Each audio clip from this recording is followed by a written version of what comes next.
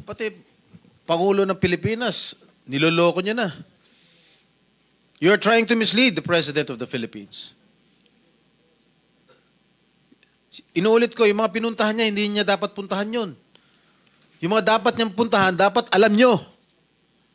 Kung ano yun, dapat, di ba may geotagging kayo?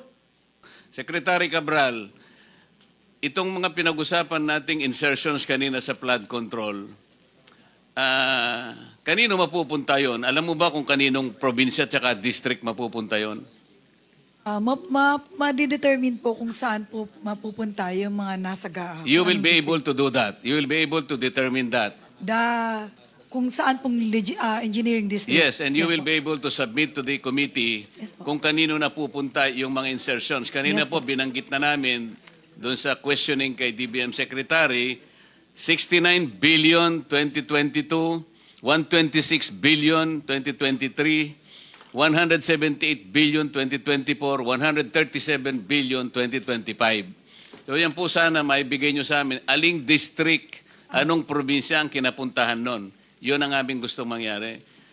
Si former Secretary Bonoan, palagi niyang sinasabi that there should be a proportionate allocation of projects in the NEP.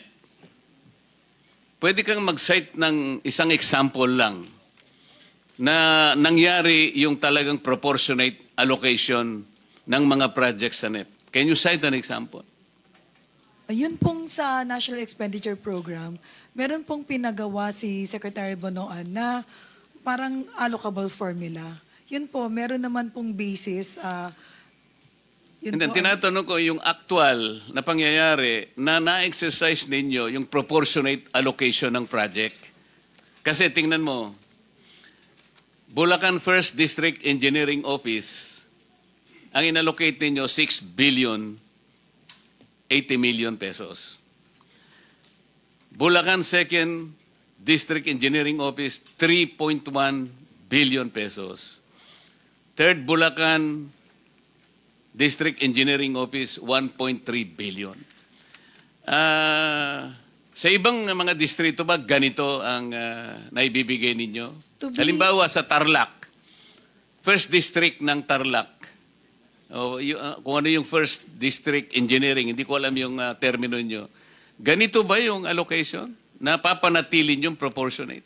Your Honor, to be accurate about my answer, may I be allowed to check the records in the office?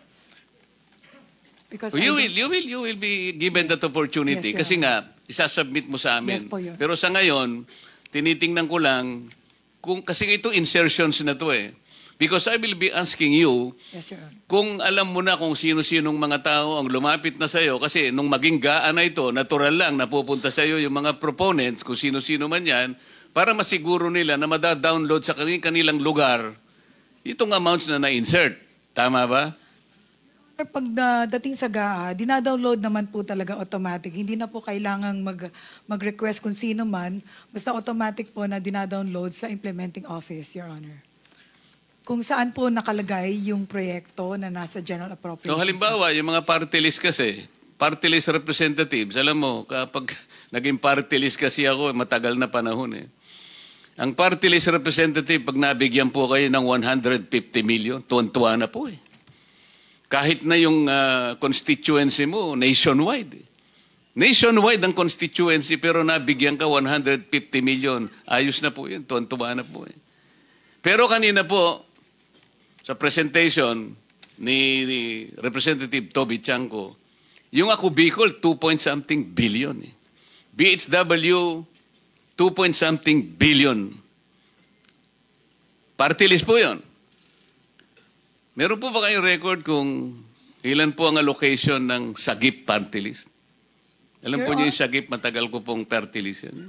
Your Honor, Mr. Chair, pagdating po ng General Appropriations Act, hindi po namin alam kung sino yung mga proponent ng mga lumabas sa General Appropriations Act, Your Honor. Ay, yung representative ng ako Bicol, hindi mo kilala? Hindi po namin malalaman, Your Honor. Kung Hindi mo kilala yung representative ng ako Bicol? Kilala po, Your Honor. Meron siyang 2-point-something billion ayon doon sa testimony ni Rep. Toby Chanco. Hindi po kami nabibigyan ng kopya ng proponent pag General Appropriations Act, Your Honor. Hindi kayo ano? hindi po kami nabibigyan ng proponent kung ano po yung sino pong nag-propose niyan during the bicameral, kung sino po yung proponent ng bawat proyekto.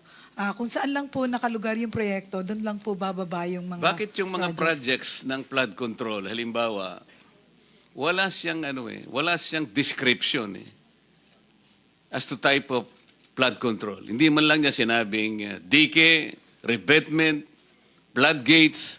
Nagiging masyado siyang generic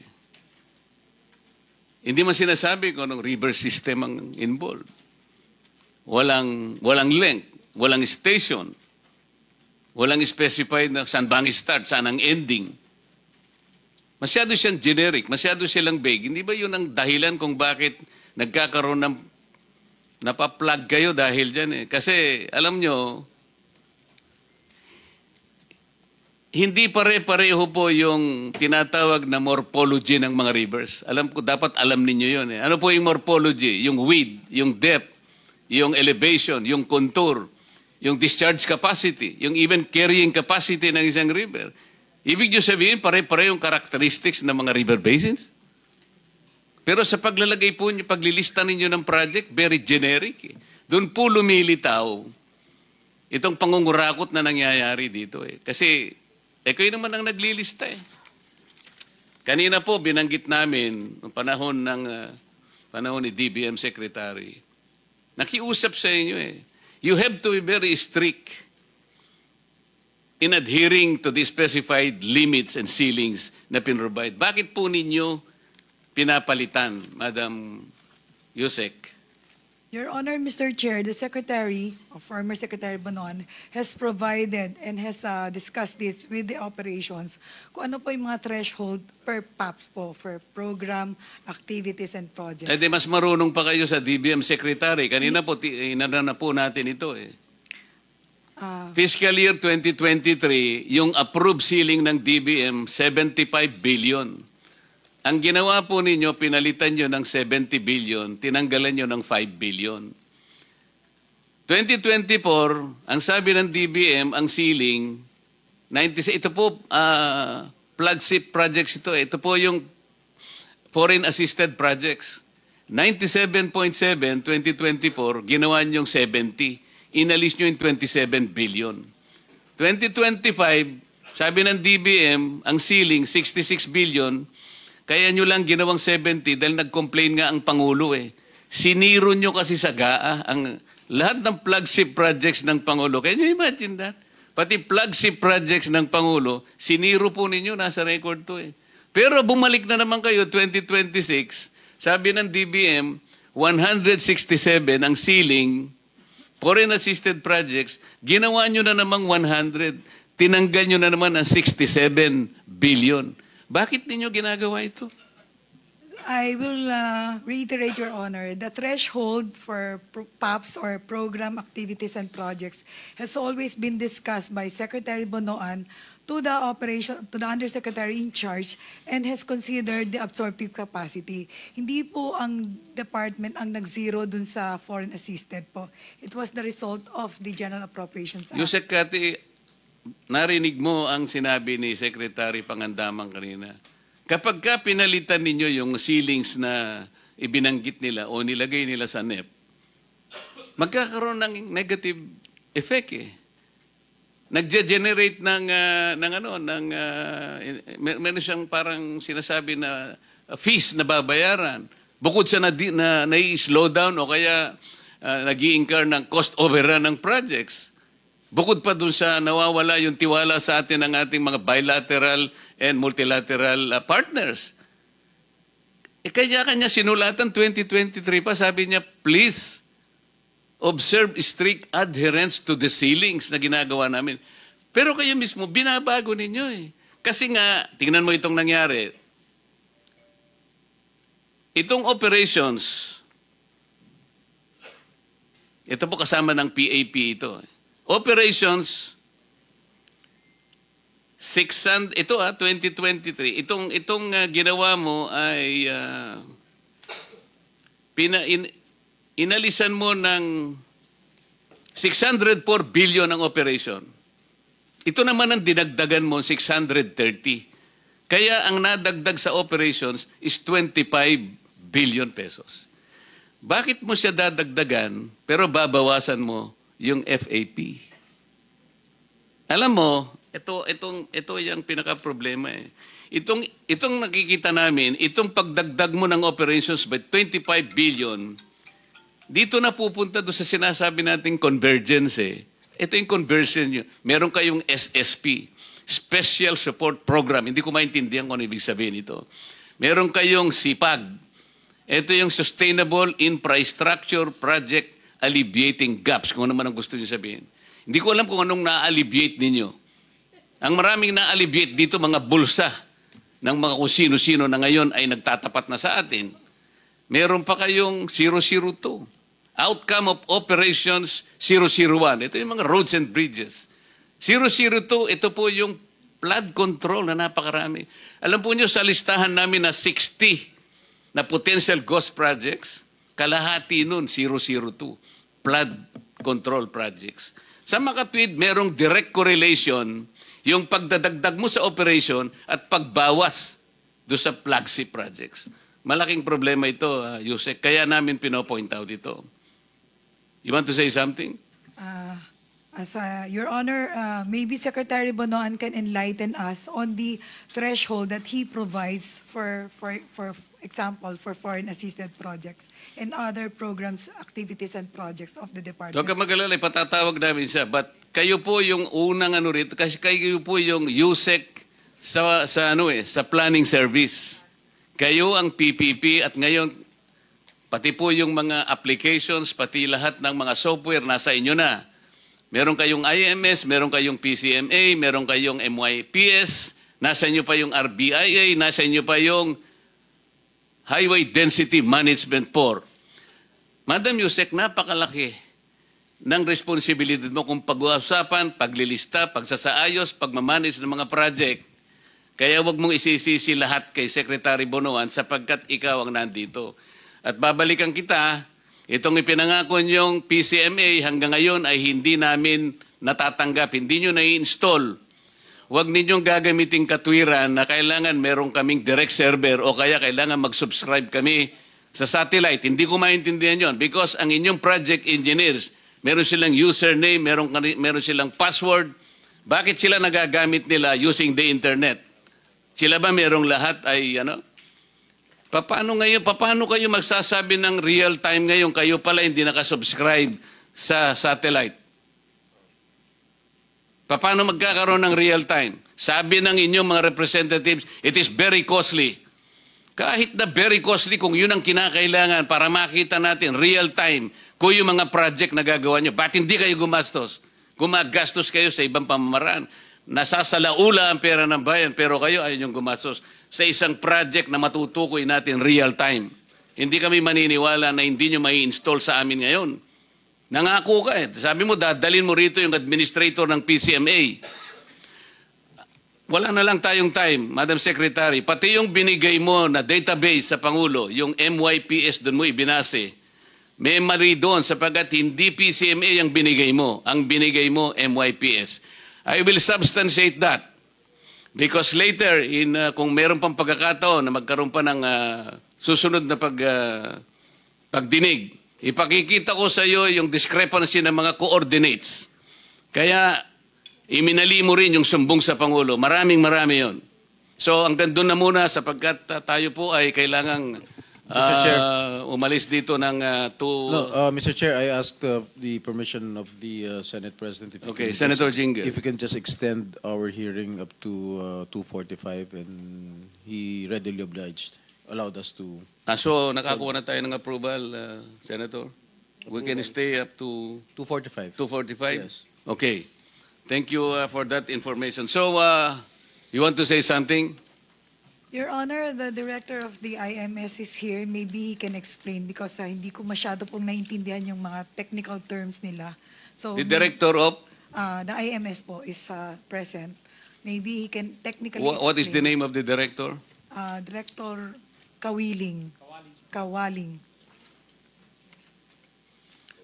Director Kawaling, kayo isa sa pumunta sa aking opisina noong September 4. Yes, Mr. Chair. At kayo ang nagsabi na hindi nyo kayang install despite the fact na nag-commit ang Undersecretary Cabral na mag-install po kayo dito sa computers ng Blue Ribbon Committee at yung isa po ay sa aking opisina para kapwa tayo magbantay. Yes, sir. Kasi gusto naming tingnan din, bantayan bawat projects. Kasi ako po'y natuwa dahil sinabi nila real time. Apa. Talagang real time. Ibig sabihin, pag pinindot mo pala, ilang projects ang dapat nating tina sa Bulacan, makikita natin. Real time, kitang-kita natin kung tapos o hindi. Apa. Only to realize and be sad by say, hindi pala pwede dahil kailangan namin ng direct server. Kailangan pa namin ng satellite. Tama ba yun? Mr. Chair, let me explain po, Mr. Chair. No? So, Mr. Chair, yung ating pong PCMA, Mr. Chair, it also utilizes other applications po ng department. Among others po, we have, sir, yung ating Active Directory and we also have, sir, yung database ng personnel. Yung binanggit po ninyo kanina, Mr. Chair, kung bakit nakaka-access yung ating mga project engineer is because nasa database po sila, sir, ng department as empleyado po ng department. So, kapag login po nila sa PCMA, Mr. Chair, i-check po muna, sir, kung nasa directory po sila ng department and kung sila po ba yung project engineer as per dun po sa ating personnel database. So yun po, Mr. Chair, yung in-explain ko, Mr. Chair, when we went to your office to install, na hindi po siya outright, Mr. Chair, na mailalagay because of those dependencies. In addition po, Mr. Chair, to clarify also, yung sinasabi po na real-time, Mr. Chair, real-time po siya in a way na kapag nilagay po ng project engineer yung accomplishment or yung progress, makikita po ito sa central office. So, dependent tayo kung anong ilalagay ng project engineer. Yung mag-i-encode sa PCMA, tama? Correct po, Mr. Chair. So, kung nilagay niya litrato na peke, yun ang makikita yun po natin. yung lalabas, Mr. Chair. O kaya pala, ito. Apo. Nakakita na tayo ng 2 o 3 certified ghost projects at binigyan pa tayo sa opisina ni Yusek Bunuan at Yusek Kati, meron pang 15 na nakita na walang structure. Ibig sabihin ay ghost projects. Sa makatwid, kung ang PCMA specifically ay talagang kahit papano ay nagagamit ninyo, paano nagkaroon ng 3 ghost projects na ngayon ay na-validate na natin at merong 15 na ibinigay sa akin na nakita na evaluate walang structures. Potentially ghost projects. Sa makatwid, ang PCMA, kahit ano pang sabihin ninyo, hindi rin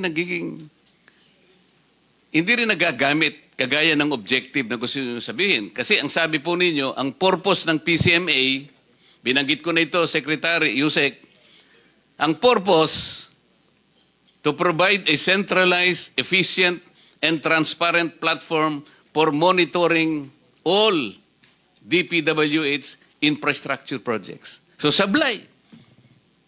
15 na ang potential ghost projects. So, hindi totoo. Functionality, sabi niya, real-time monitoring enables immediate tracking of projects' progress and status. Hindi immediate eh. Kasi inamin po ninyo, nga kayo pumunta, every end of the month lang kayo nag-update. So, this is not immediate. Pwede kayong lukuhin ng encoder nyo eh. O, ilagay muna natin ito. Para kunwari meron tayo. Pwede ko pong i-clarify yun, Mr. Sandali Chair. lang. Meron pa isa. Anong benefit? Anong benefit ng PCMA? Eliminates ghost projects. O, kung totoo yung PCMA, hindi sana tayo dapat nagkakaroon ng hearing na ganito, di ba? What are you wanting to clarify? Mr. Chair, yung data po ng PCMA, Mr. Chair, na available po internally sa department, yun po yung real-time, Mr. Chair. Yung data po, Mr. Chair, na nasa website, it's just a subset po, sir, ng data na nasa PCMA. Yun po, sir, yung pinapublish on a monthly basis. So ano yung data na binigay nyo sa Pangulo, sa PMS, na ngayon ay siyang ginagamit doon sa sumbong sa Pangulo? Yung data PCMA or MYPS? Sir, it's a combination po, sir, Mr. Chair. Bakit napakaraming maling coordinates? Tiningnan ko lang, meron na 15 discrepancies sa coordinates. Why? Mr. Chair, yung data po, Mr. Chair, na nasa sumbong sa Pangulo website is a combination of data from the multi-year planning and scheduling Kaya application nga, units. MYPS nga eh. Apo, Pinipilit mo na PCMA pero MYPS ang nakikita ko. Kaya nga, merong discrepancy. So kahit ang binigay nyo sa Pangulo, may mali. Sa akin lang na analysis, 15 na ngayon nakita ko, o higit pa, na discrepancy ng coordinates. Kaya hindi mapagbabasihan eh. Kaya gusto naming tumulong, kaya ko naisip, ang Blue Ribbon, tutulungan na namin kayo eh. Pati kami mag-iimbestiga na rin. Pero kung hindi nyo rin kami mabibigyan, pare-pareho na tayong mabubulag dito, na kayo ang dapat naming inaasahan, na kayong humimay sa mga project, wala pala itong puro lang sa papel ang inyong ang report nyo eh. Mr. Chair, if I may.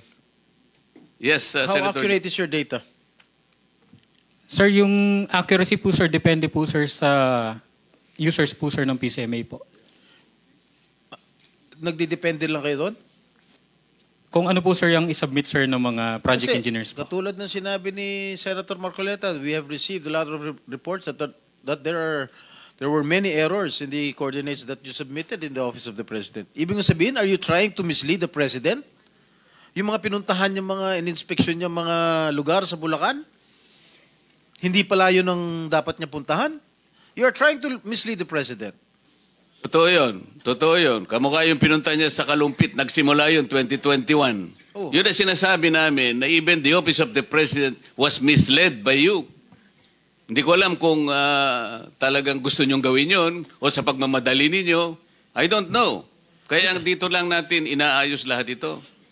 Pati Pangulo ng Pilipinas, niloloko niya na. You are trying to mislead the President of the Philippines. Inuulit ko, yung mga pinuntahan niya, hindi niya dapat puntahan yun. Yung mga dapat niyang puntahan, dapat alam nyo. Kung ano yun, dapat, di ba may geotagging kayo? Oh. Why are you trying to mislead the President? Sir, can I clarify po, Mr. Chair? Yung nasa sumbong sa Pangulo website po, ang combination po yun, sir, ng data ng MIPS and PCMA. Yung accomplishment po, sir, na reported ng project engineers, yun po, sir, yung galing po ng PCMA. Yung planned location po, Mr. Chair, ng projects, yun po yung galing po sa... It doesn't matter now because I myself took the trouble of looking into it randomly. May 15 na akong nakita na mali ang coordinates eh. So, mamimislead ng Pangulo. Gusto niyang puntahan doon. Ang pinakita niyo, ganito. Alam mo, point something lang, mawawala na yung sa coordinate. Napaka-importante nun eh. Halimbawa, kung ikaw sumasakay ka ng helicopter, ako naman palagi sumasakay nung nangangampanya kami ni Senator Sherwin kasi wala akong helicopter. Kailangan ng coordinates. Kung hindi kami makakarating sa pupuntahan namin. So, ang daming mali. Yun ang sinasabi. Nagre-rely lang ang Presidente sa inyo, sa data na isasubmit ninyo. Correct? Kayo, yung data na kinukunan ninyo, hindi nyo vina-verify yung accuracy ng data na yon. Kaya kung ano-ano binibigay nyo kay Presidente.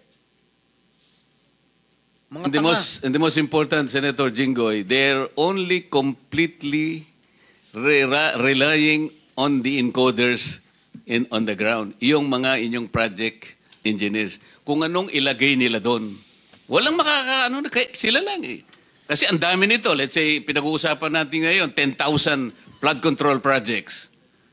So, you are totally dependent on the report. So, yung area niya, bahala siya.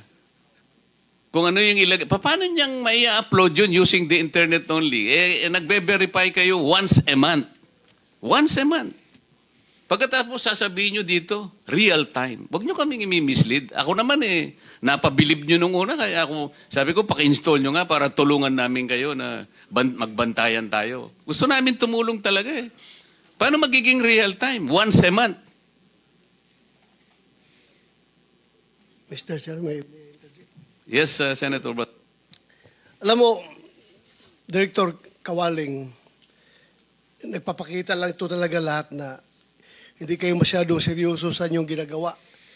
Dahil alam nyo, kung kayo sa military, nagbigay kayo ng maling grid coordinates, tapos nag-request kayo ng call for fire. Binigay nyo yung grid coordinates na yan, paghingi nyo ng request for fire support galing sa akin, paliparin ko yung mga mortar ko, yung aking mga howitzer, mga kanyon, bagsakan yung coordinates na binigay nyo, patay yung mga inosenteng tao doon na hindi dapat mamamatay dahil mali ang binigay ninyong grid coordinates. Patay. So, hindi nyo alam yung ganung mga consequences na mali pala yung ginagawa niyo.